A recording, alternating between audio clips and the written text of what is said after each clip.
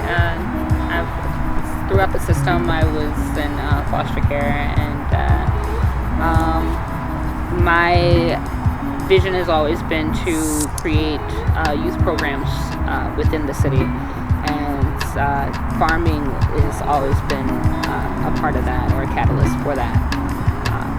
Just because it's healing, and it's, keeps you grounded, and has always been a part of my regiment with my family. So Leandra, could you tell us a little bit about the different things that you guys grow and do at the farm? So in the spring, we'll have everything from watercress to watermelon, brassicas, all types of. We have 139 fruit trees, which consist of apricots, pears, peaches, plums, and apples, of course. You guys have a hydroponic system going on the farm? Yep. So we have bluegill and catfish in there. Okay. Yep. And are you guys able to sell those on the market, or are they more internal? They're more internal, so we haven't really done anything with them other than fertilize our produce.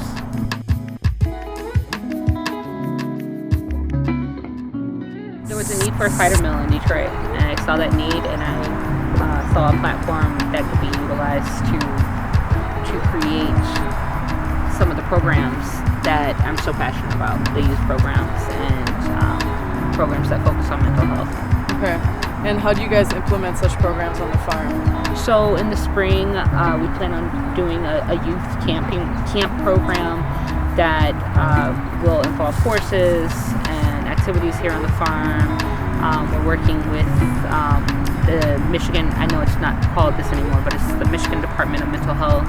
I think they changed their name recently. But things of that nature. We do a lot of free activities or events through our nonprofit, which is called Finding Our Roots.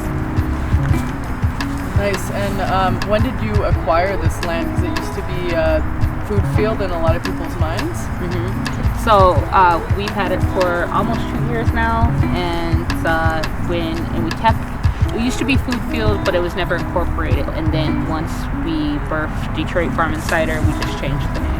So we live on the farm. We're living in the shipping container, which has been retrofitted into a tiny house, and it's solar powered as well as the rest of the farm is.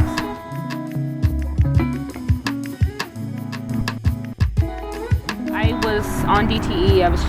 This was before I was technically farming. I was homeschooling my kids and homesteading, and I had a community garden. And at the time, I couldn't afford DTE because I was on a payment plan, and they were charging me between $400 and $500 a month. And at that time, I got cut off. And when I got cut off, I was on a generator for about a week, and I had some money saved up. With that money, I just bought some solar panels off of Craigslist and YouTube how to hook them up. They weren't hooked up perfectly, but that's when I had some buddies of mine come and help me out. But they definitely worked during our first blackout over on the west side.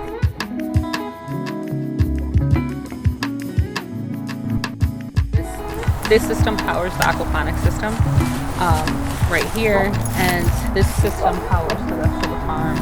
And we have a separate battery bank in this composite right there, and the battery bank for this array is in the shipping container. And this was kind of put together on a budget. I don't remember the exact cost that it was, but I know that it was put together on a budget, and a lot of it was more or less just volunteer work.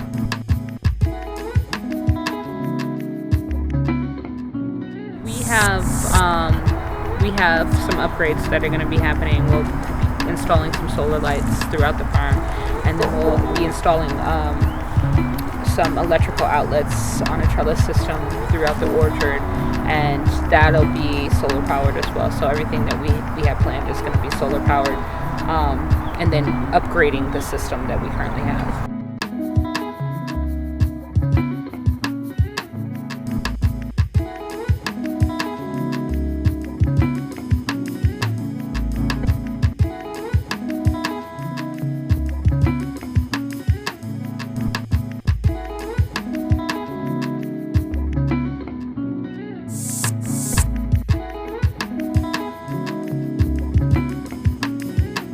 important for people to become more educated regarding solar, including myself, and not just solar, but things that are more green. Just because of the way the world is right now. I mean, the condition of the world and Trump's face is orange. I don't all the hot air coming out of his mouth is polluting the earth. The goal is to create a biodiverse environment here where everything works hand in hand, and more or less for ease and of maintenance, and then ultimately to set an example for the community, and as we learn we can teach other people. So I don't know what the hell I'm doing, but I learn every day something new.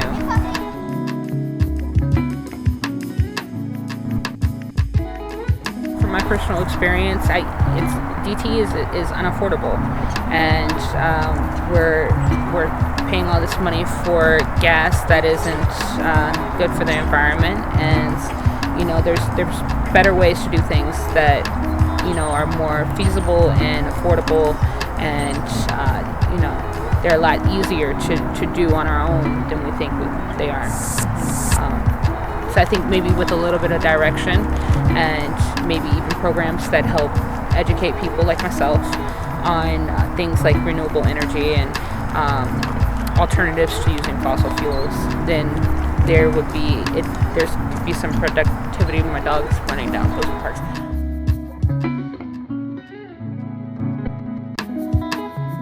Just that anything worth having is worth working for, and taking the time and effort to learn about it, because self-sufficiency is priceless.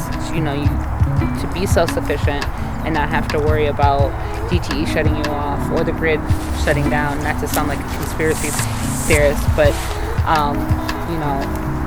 being able to provide yourself and your family with the necessities, the essentials that you need, whether it's heat from a wood stove or power from the sun.